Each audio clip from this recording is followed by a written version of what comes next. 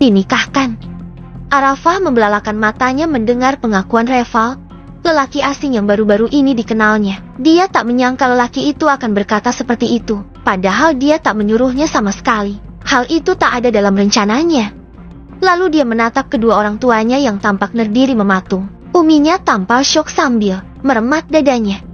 Arafah melotot pada pemuda yang masih setia duduk di sampingnya itu. Dia ingin sekali mengutuk dan memakinya karena sudah sembarangan bicara. Reval yang ditatap penuh permusuhan oleh Arafah justru terlihat begitu tenang, membuat Arafah semakin dongkol. Arafah pun segera menghampiri uminya. Umi. Arafah menghambur memeluknya. Itu gak benar kan? Nah, kamu gadis muslimah terhormat, mana mungkin melakukan hal itu? Atau lelaki itu sudah melakukan?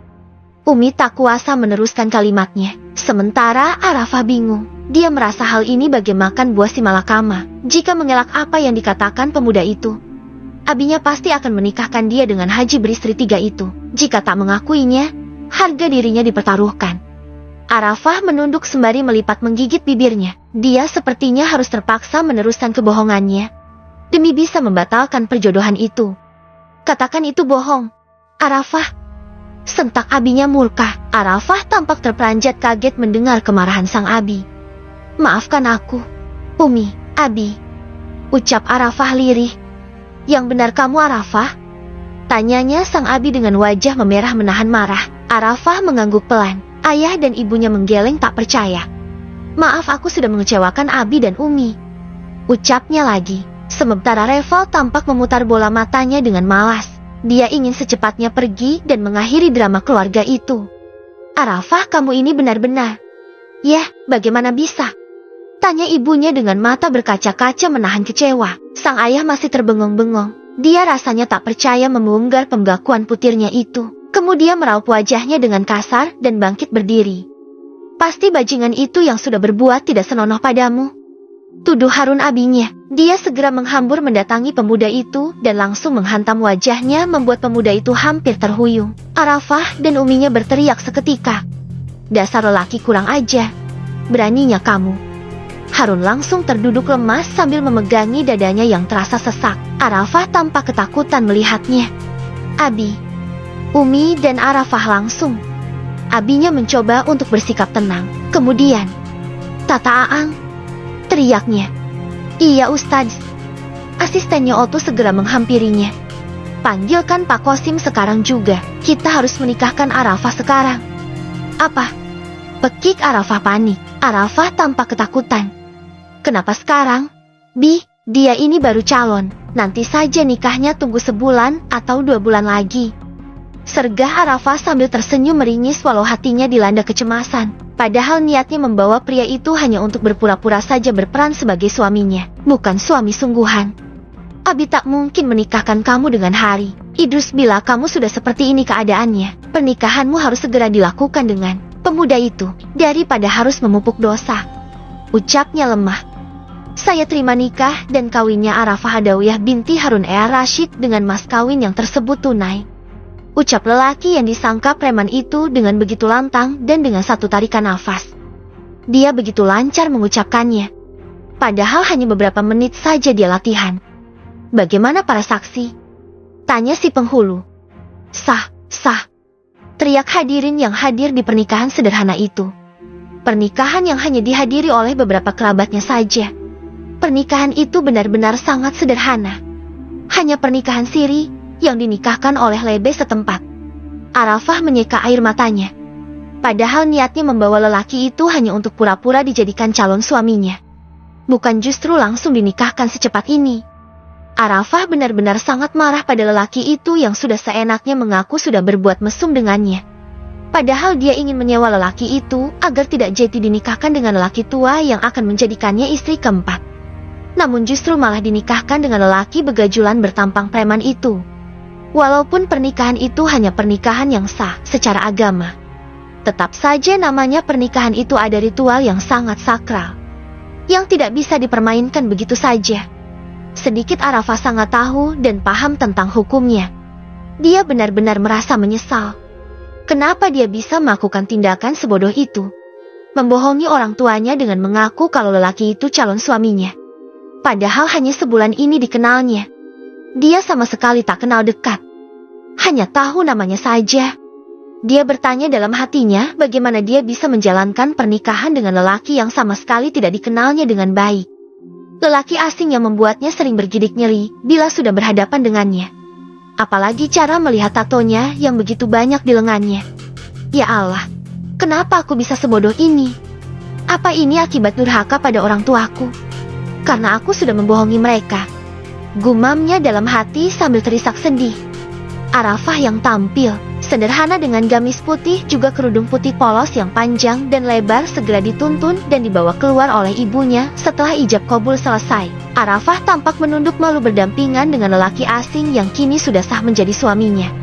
Lelaki itu tampak terlihat berbeda dengan kemeja putih dan celana katun yang entah siapa yang meminjamkan pakaian itu padanya. Arafah segera mencium tangannya dengan taksim. Lalu Reval pun mengecup keningnya perlahan, membuat tubuh Arafah meremang seketika. Untuk pertama kalinya ada lelaki yang menyentuhnya buat gelayar aneh di hatinya. Tak ada acara tukar-menukar cincin. Karena pernikahan itu benar-benar pernikahan dadakan. Yang diselenggarakan 30 menit setelah drama itu terjadi. Kemudian kedua mempelai itu pun mendekati Abi dan uminya untuk bersimpuh dan bersalaman.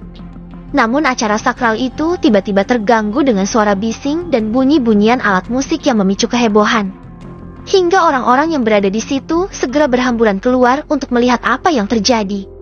Abi dan uminya saling berpandangan satu sama lain dengan wajah panik. Mereka pun segera menghambur keluar. Ternyata bunyi yang berisik itu adalah rombongan Tanjidor yang dibawa oleh Haji Idrus.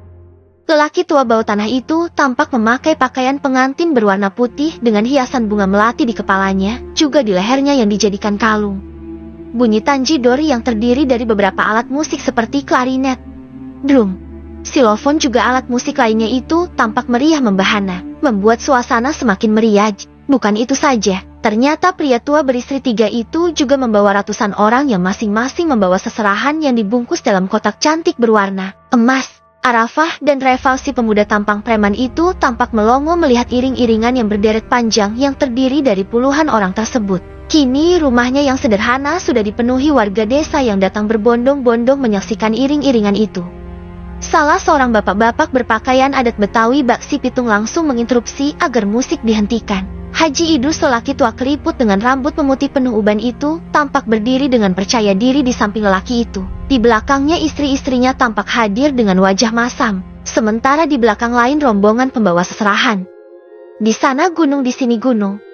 Keikit, teriak orang-orang saat lelaki berpakaian Jawara Betawi itu mulai berpantun. Di tengah-tengah bunga melati.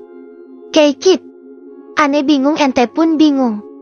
Ngapa ada aki-aki 7 mulut di sini? Seru lelaki itu berpantun yang langsung disambut tawa riuh para penonton yang bejibun memenuhi halaman rumah Ustadz Harun yang merupakan tokoh terpandang di desa itu. Lelaki itu cukup disegani dan dihormati di desa tersebut.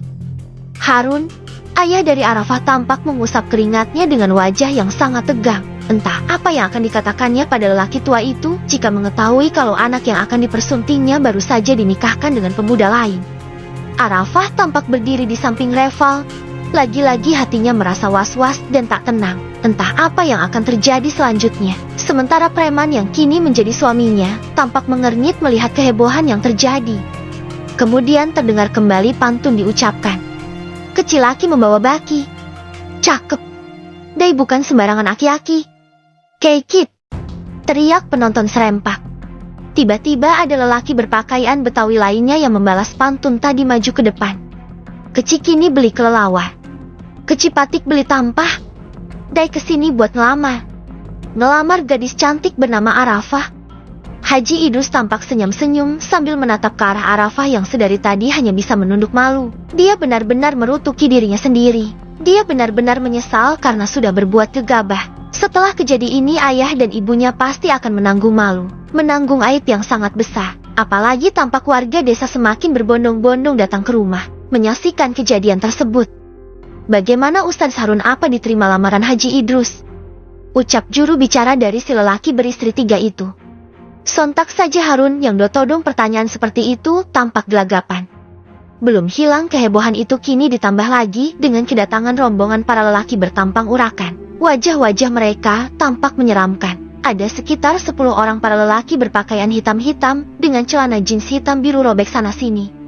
Bubar, kalian semua, percuma kalian datang. Kalian telat. Neng Arafah sudah menjadi istri bos kami. Ucap salah seorang rombongan preman itu. Cepat bubar kalian semua. Teriak para preman serempak.